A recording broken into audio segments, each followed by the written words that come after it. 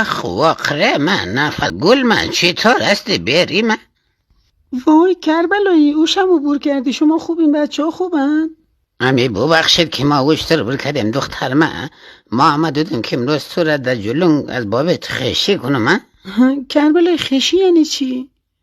در گفته مردم ایران خستگاری کنم.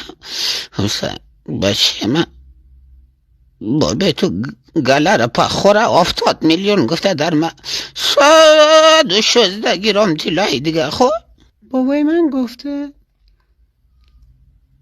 ولی امکان نداره بابام 70 میلیون گله بگه و 116 گرم طلا.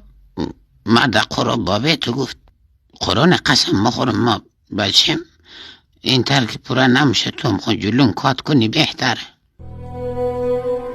این تر که پورا نمیشه تو هم خود جلون کات کنی بهتره.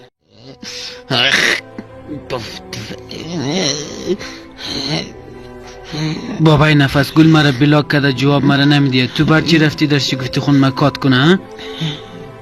بچه مزی خاطر که امو جمعه خد گلارم قصبیلان گفتور مو پورا نمتنی.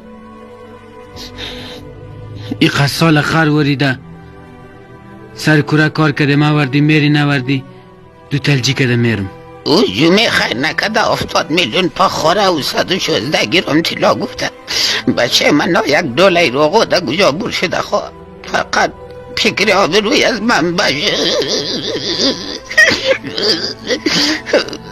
نانایب کربلایی مو گفت که تذکیره ای اولکتر کیش رو همچنه یک دو خیراکی داشته منالی باید اونجا بوری دستی پارت بدهی.